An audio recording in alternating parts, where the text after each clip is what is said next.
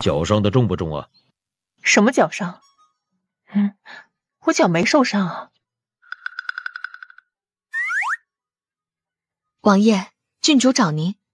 拿副碗筷来。这些菜我已经吃过了。我又不嫌弃你。王爷。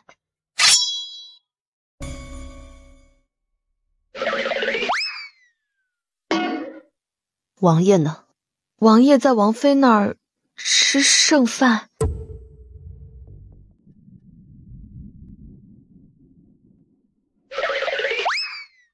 王爷何等身份，王妃怎么敢给王爷吃剩饭？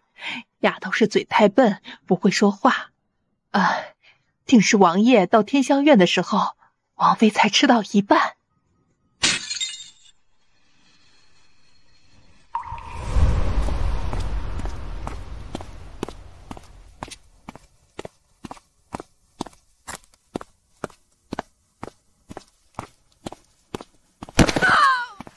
送侧妃回去。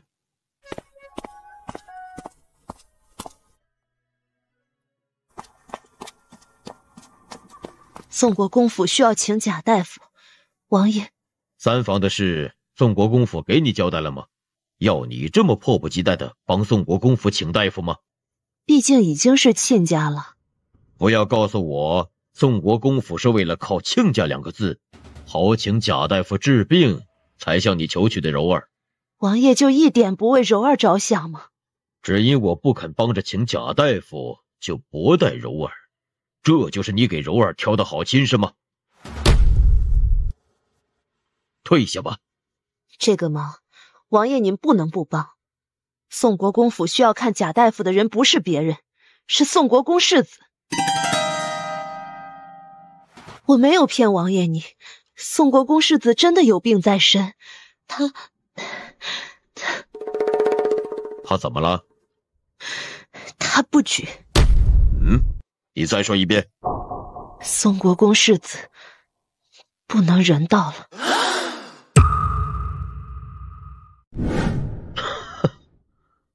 这就是怕我不答应，也要先斩后奏的好亲事。明知道宋国公世子和三姑娘珠胎暗结，还执意要柔儿嫁给他的好亲是吗？我嫁个女儿，还得负责给女婿治病是吗？柔儿是我生的，我要是明知道宋国公世子玩坏了身子，我又怎么能把柔儿嫁给他？可现在柔儿已经嫁了，我除了帮着找大夫治病，还能怎么办？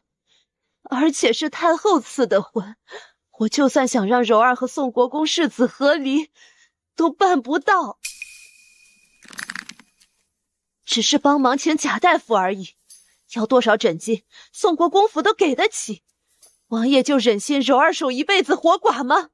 别的恶疾，我或许还能帮忙开个口，但这个病，想都别想。以后别再让我听到这样的话，出去。你就不管柔儿了吗？这是你自己求的结果，再苦也得咽下去，怨不得旁人。难道在你心底就只有王妃和世子吗？送侧妃回牡丹院，没有我的允许，不得让她踏出院门一步。世子妃，不知道南康郡主犯了什么事儿，被王爷禁足了。府里也没出什么事儿啊。南康郡主不知道有什么事儿，急着找王爷，在书院外等了王爷足足1个时辰。看来是都知道宋国公世子不举了，但是父王能开口让我这个儿媳妇去给外男治那种病吗？别说跟我开不了口，就是对谢百庭估计也张不开嘴啊。就相公的孝顺劲，敢怂恿皇上打父王板子，父王要知说了，父子俩不得当场反目成仇啊！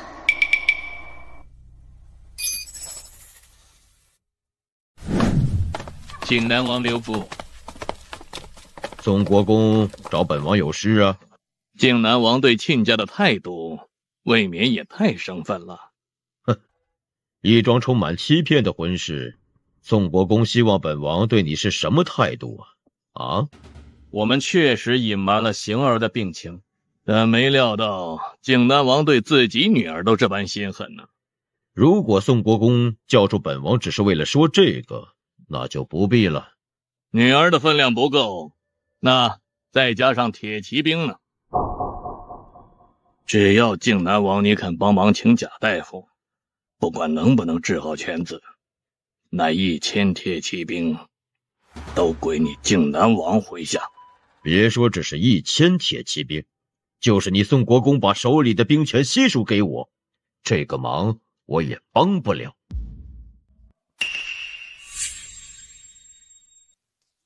老王爷找我有事吗？宋国公拿铁骑兵让你帮忙请贾大夫，你为什么不肯帮忙啊？宋国公请贾大夫医治的是世子，我的女婿，我要是能帮，不会不帮的。这有什么不能帮的呀？原因是我不能和你明说。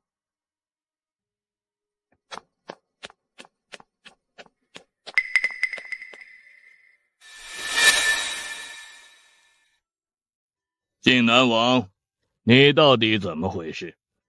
送上门的铁骑兵你都不要，你是嫌手里的兵权多了烫手吗？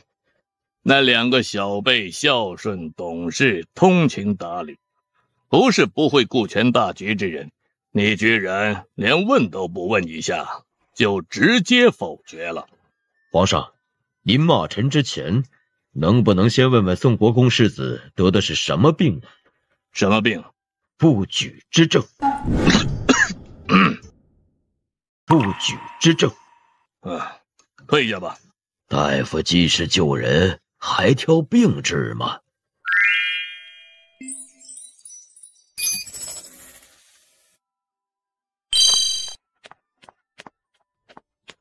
这事不怪靖南王不肯帮忙，他要真帮宋国公了，头一个不答应的就是皇叔您。贾大夫不是别人，她是皇叔您的孙女，靖南王府世子妃。这怎么可能？朕还能骗皇叔您吗？可是这事儿，红山从未与我说过呀。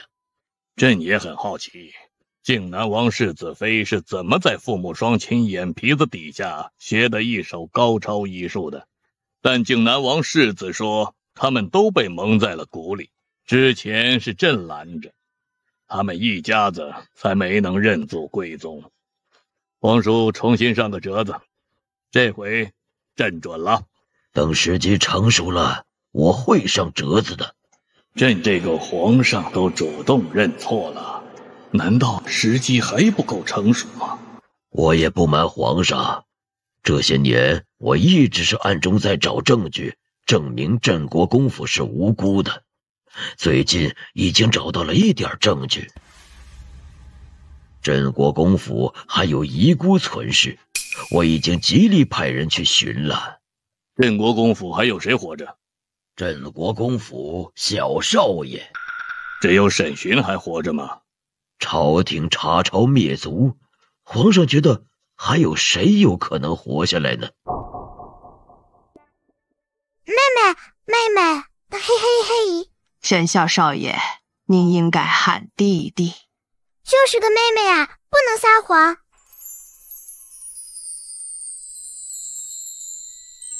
不管皇叔能不能替镇国公府翻案，把他找回来，朕都会赦免他。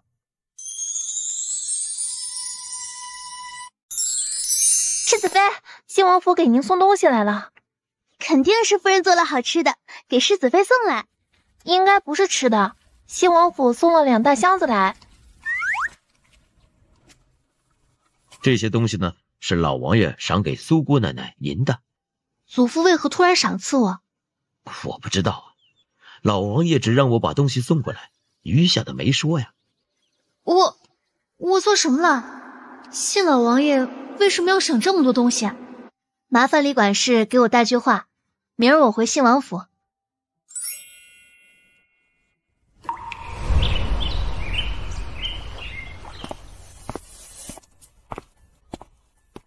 我会医术的事，信老王爷是不是知道了？有可能。你别吓我啊！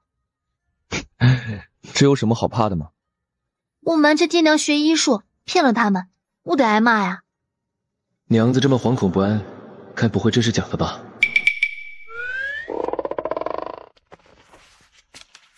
就算你是假的，我也只认你是我娘子。那你明天陪我回信王府。你真是假的？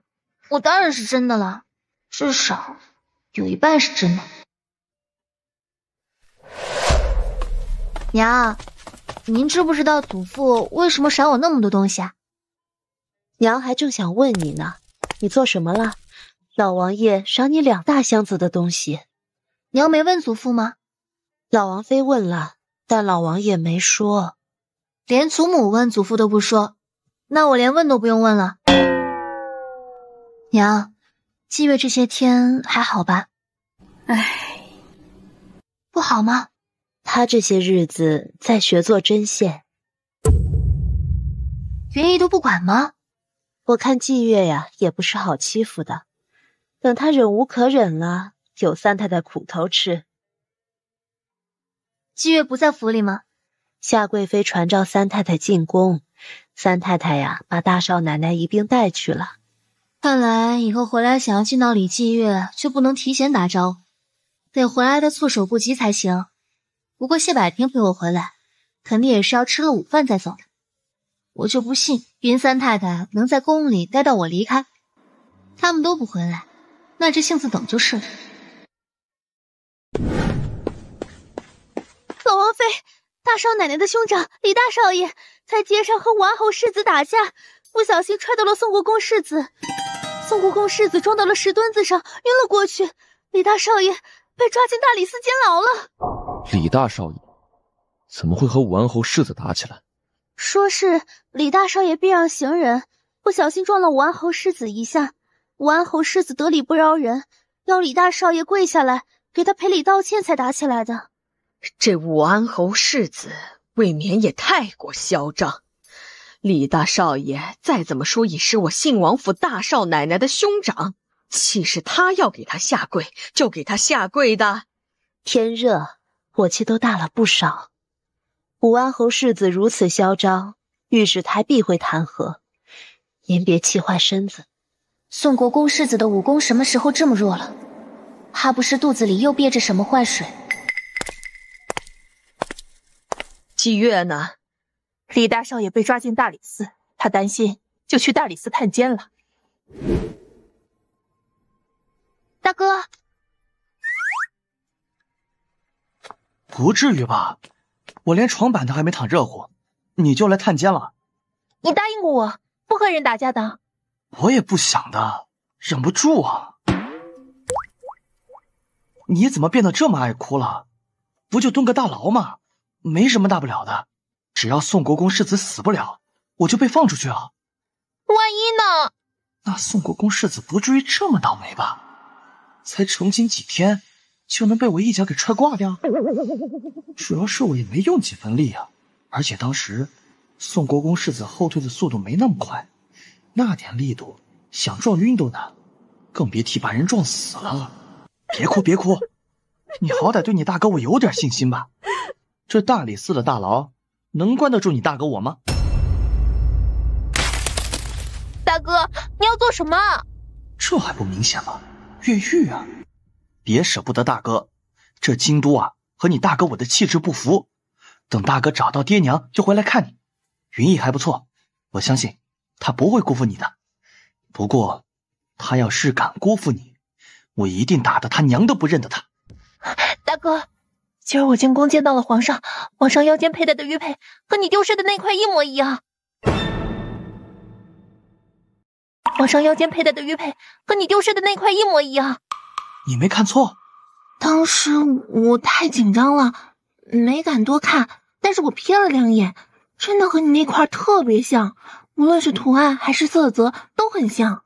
可我的玉佩是在随州丢失的。玉佩就不可能是一对吗？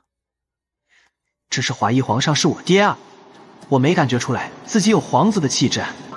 能不能来个人啊，给我换个扎实点的牢房，这牢房质量不行啊。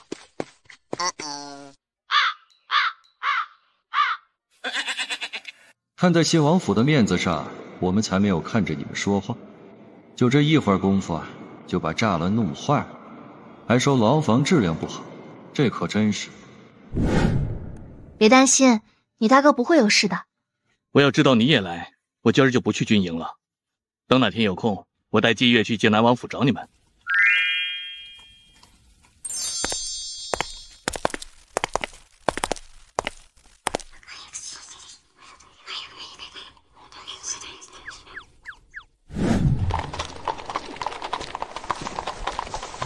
可别把人带坏了。我把你带坏了吗？说话呀！没带坏，憋坏了。我真想把我这37码的血呼到你42码的脸上。老夫人中暑了。老夫人到佛堂避暑，怎么还中暑了？让兵教从今日起，依照老夫人的分例送兵去佛堂。怎么了？世子妃，兵窖里的藏兵就够用4天了。南康郡主之前买的兵送来没有？没有，我今儿去催了。兵部说之前要给府里送，是府里没地方存。兵部说他们保管藏兵耗损不小，南康郡主买的时候是3两银子一块，如今随着天越来越热，各府藏兵用尽已经涨到6两银子一块了。兵部之前和南康郡主说过，那2000两就当是定金，咱们靖南王府哪天取兵就依照哪天的价格核算，从那2000两里头扣。再去兵铺一趟，把那2000两拿回来。不买兵了吗？不买了，退下吧。眼下京都大小兵铺藏兵都卖差不多了，可能只有这兵铺能卖给你了。让我花6两银子买一块兵，我可不做这样的败家子儿。给人治个病，动不动就说1万两诊金，花6两买块兵都不乐意，而且还是宫中掏钱。世子妃，您还向新安郡王他们借了兵？你家世子妃，我一向说话算话，说借1还10就不会食言。去书房，把我这2日忙活的东西取来。这还在这聊冰块的事呢，怎么又让我去拿东西了？世子妃这话题转的也太快了吧！这是制兵之法。你还会制兵？这么吃惊做什么？我能把粗盐变成血盐，把水变成冰，很稀奇吗？能不稀奇吗？粗盐变血盐好歹都是盐，只是除去了涩味，这水和冰可隔了一个寒冬啊！你不信我啊？不敢不信。你们几个守城门纯粹是浪费，要不你进宫跟皇上说一声，让西安郡王他们帮我练兵，利润我分皇上1成。要么不给，只给1成，皇上不会满意的。我太多铺子挣钱了，我怕人眼热，拉皇上做个靠山能省心不少。这样吧，你和皇上说我今年缺钱，只能给他1成，从明年起我分他3成。你还缺钱？皇上坐拥万里江山，还有缺钱的时候呢，我怎么就不缺钱了？这能放在一起比较吗？皇上虽然钱多，但花钱的地方更多呀。可是，别可是了，你别耽误时间了，快点进宫吧。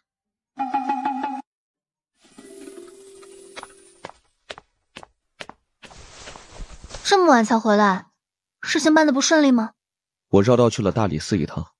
李大少爷在大理寺大牢还住得惯吗？大理寺大牢的伙食太差了，我最多能扛5天，可你们要1日3餐给我送饭，来陪我说说话，我至少能扛5个月。也不知道这会儿李大少爷的回答有没有传到宋国公耳中。差不多该传到了。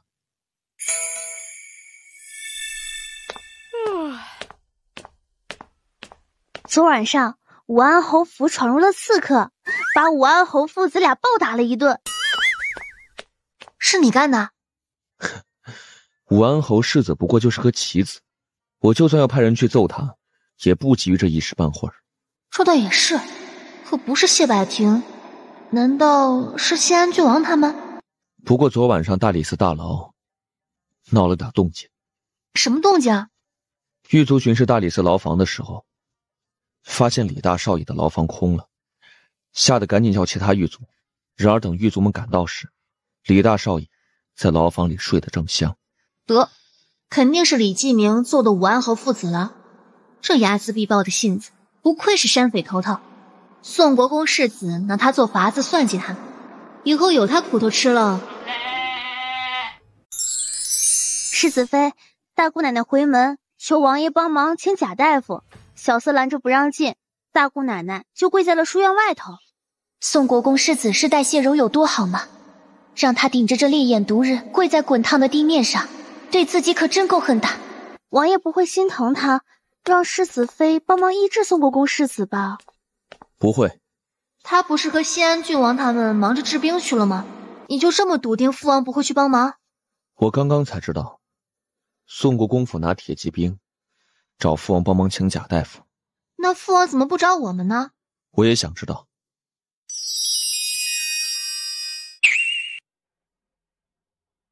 二少爷，王爷让你把大姑娘送回宋国公府。宋国公世子昏迷未醒，急等贾大夫救命。父王就这么狠心，让柔儿出嫁就守寡吗？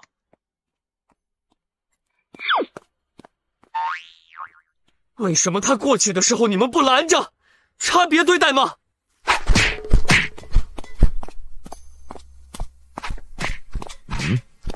来做什么呀？我来问问父王，为什么不要宋国公手里的铁骑兵？你知不知道宋国公府请贾大夫是治什么病啊？我知道，不举之症。知道你还来质问我？父王拒绝宋国公前，好歹先问一下我吧。你还打算让世子妃医治宋国公世子不成？这世上没有不透风的墙。我能让堂儿生命受损吗？贾大夫不能去，还能让陈大夫去医治。现在好了，错失兵权不说，还把李大少爷给连累了。陈大夫就是陈清。您为小厮车夫，现在我又成大夫了。世子爷世子妃除了不让我当暗卫，啥都让我上了。哎呦，陈大夫，我这胳膊扭了几天都没好，你给我治一下呗。治可以，但我先声明啊，治废了我可不负责。宋国公世子的病是不是与你们俩有关呢？他到处祸害良家妇女，我们只能替天行道。还有希望能拿回铁骑兵吗？希望不大。借此给父王一个教训也好，省得他以为自己是手握重兵的将军王，万事都在掌握。殊不知他本事再大，也不可能知道所有事。长了嘴不知道问，这回只是错失骑兵，回头还不知道错失些什么呢。虽然没有证据，但总觉得谢百庭是在王妃的事上内涵父王。除了放了李大少爷，你还有什么条件？要不了铁骑兵，我就不强求了。要一个能见铁骑兵的枕巾也一样。你怎么不说话？我要的很多吗？不多。娘子这么好说话，宋国公会很欣慰的。那你看着多要点儿，这机会难得，一定要痛宰宋国公一刀。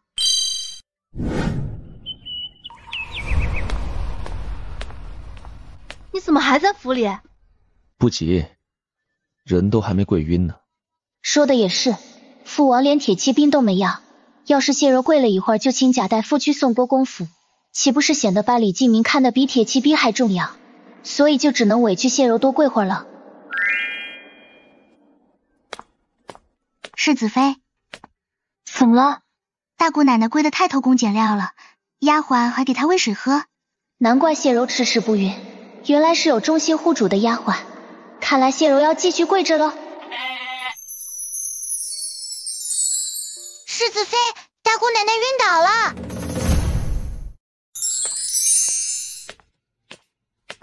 世子妃，世子爷今早写了一封亲笔信，送去了宋国公府。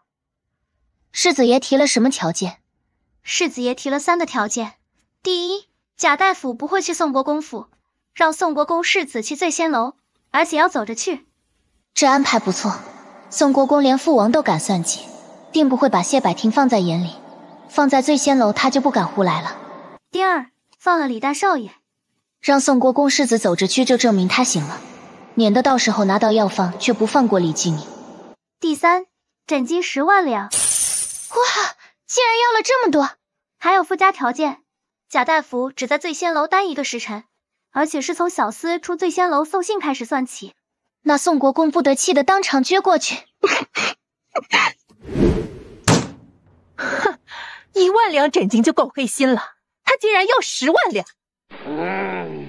去10万两。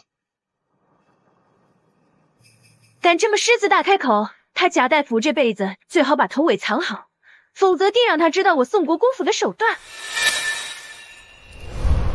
世子爷回来了，事情办完了，不尽在你掌握之中吗？10万两？我以为5万两顶天了，没想到你替我多要了这么多。你以为组建一支1000人的铁骑兵要多少钱？3、5万两啊！啊，不够吗？铁骑兵用的战马比一般的马贵，1匹就60、70两，再加上耗损粮草等，10万两只够1000铁骑兵3年的花销。还是给你拿着吧。给我做什么？组建铁骑兵啊。没有皇上的允许，擅自组建铁骑兵，该怀疑我靖南王府心怀不轨了。而且父王也不会要你的钱。可真是麻烦，那就等回头再说吧。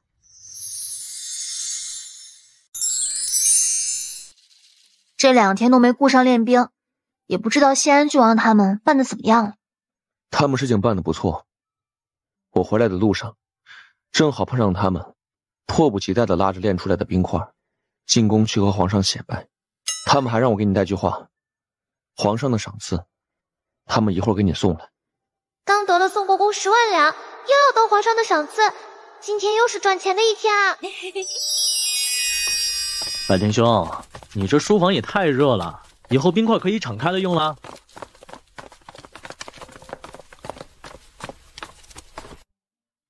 皇上的赏赐呢？皇上赏了大嫂一点吃的。好家伙，这不是我叫秋娘做的松花蛋吗？竟然赏赐给我，这数量也真是感人呐。这是神仙蛋，昨儿个才第1次进贡，一共12颗，宫里的后妃都不够分，也就是大嫂，皇上才赏了2颗。皇上赏赐我们2颗这么贵重的蛋，我们要不要进宫谢恩？你们巴巴的进宫讨赏，就替我娘子讨了2颗蛋，怎么回事？皇上还赏了30大板。30大板？皇上为什么要打我30大板？那天我们把大嫂能把水变成冰的事说给皇上听，皇上一脸不信，等到我们真把水变成冰，就迫不及待的想到皇上面前显摆，顺便替大嫂讨赏。皇上也想亲眼看看，因为场面过于震撼，袁空宫没来得及替皇上加衣服，皇上都打喷嚏了。大热天的，皇上被我们弄得一马车冰块给冻感冒了，哪还会赏赐？没给几10大板，抬出宫就不错。最后还是袁公公帮忙说情，才赏了大嫂这2颗神仙蛋。看在我们没有功劳也有苦劳的份上，把这蛋分我们尝一口吧。放心，少不了你们的。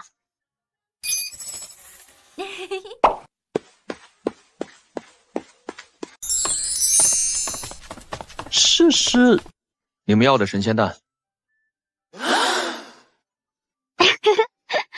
我家世子妃奉旨离京找云大少爷的时候，在随州教过一个妇人做这种蛋，你们先带回去尝尝，要是喜欢我这还有，管够。不过这东西不宜多吃。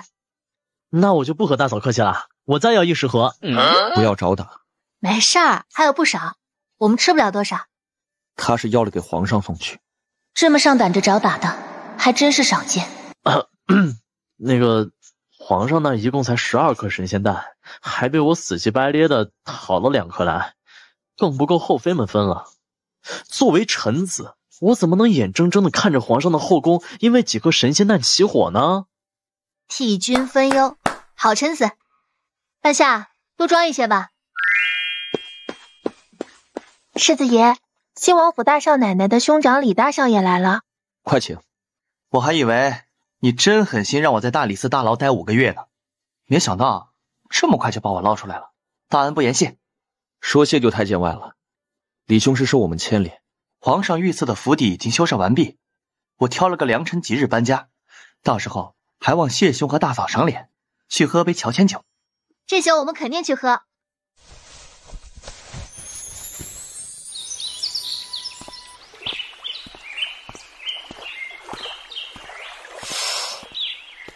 真挨板子了？挨了皇上6板子。还6板子？皇上打着玩呢。今天我让皇上失了颜面，皇上本来是要打我20大板的。那最后怎么只打了6板子？因为才打了6大板的时候，大嫂的神仙蛋就派上用场。今儿我讨了2颗神仙蛋后，太后就把剩下的神仙蛋全要到她宫里去了，因为最喜欢宋皇后，就送了她1颗。宋皇后就把众嫔妃叫过去瞻仰神仙蛋的风采，但在欣赏神仙蛋的时候，不知道谁是绊子，让秦贤妃撞到了端着托盘的宫女，神仙蛋掉到了地上，把宋皇后的脸都气变形了，就严惩秦贤妃。这时候皇上带着1食盒的神仙蛋出场了，每位嫔妃都赏了2颗，排队领，领完走人，把特意叫人来显摆的宋皇后脸都气绿了。我挨了6板子，皇上就赏了我1大锭银子，我给大嫂送过来了，顺便拿点药膏。我和太后还有宋皇后怕不是天生八字不合，连做个松花蛋都能把2人的脸踩一地，估计这会儿更是恨死我喽。世子妃，你猜奴婢在街上碰到谁了？碰到谁把你高兴成这样？嘿，是世子妃的手帕交，青州知府千金冯姑娘啊！而且冯大人官升一级，从正5品升为从4品，现任刑部郎中，老爷成了冯大人的顶头上司。你没替我邀请他来靖南王府？邀请了。冯姑娘早就想来找世子妃您了，怕咱们靖南王府门槛太高不敢来。她说过几天冯府安置好就来找您。我爹进京的事冯大人知道，现在刘进，冯大人又做了我爹的手下，难道这只是巧合吗？云大少奶奶还好吧？嘿，奴婢去的凑巧，云大少奶奶把云三太太给气着了。啊？怎么气的？今天云二姑奶奶也回了信王府，极力哄两王妃开心，可是新两王妃态度却比较冷淡，谁知云大少奶奶一去信，老王妃就立刻多云转晴了。这一幕惹恼了云三太太，就问云大少奶奶针线活做的怎么样了。云大少奶奶就说自己笨手笨脚，绣的不成样子，希望云二姑奶奶指导她1、2。云二姑奶奶却直接嘲讽云大少奶奶，然后就被老王妃瞪了。云二姑奶奶这才愿意教，谁成想还没绣几针就把手指给扎了，最后足足戳了自己4针，戳的云三太太都有点坐不住椅子了。云二姑奶奶实在不想再扎手指了，就说自己太久没绣生疏了，把绣帮子还给了云大少奶奶。奴婢当时看到云三太太那脸都要气绿了。上次我给霁月支招，告诉她只要不比云家差就行，看来她是逮到机会了，自己女儿的针线活绣得一塌糊涂，看她云三太太还有没有脸再管霁月。你们是不知道，今天世子妃的兵铺开张，生意那叫一个火爆，把路围得水泄不通，我们还是绕道来的李府。现在各大兵铺的兵都不多了，咱们世子妃又开业大酬宾，10两银子给3块，那可不是要削尖了脑袋往里挤啊！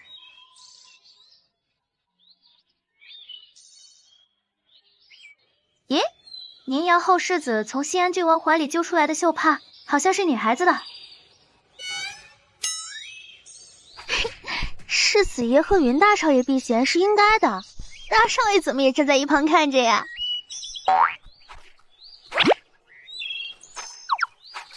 郡主很热吗？脸怎么这么红啊？不热，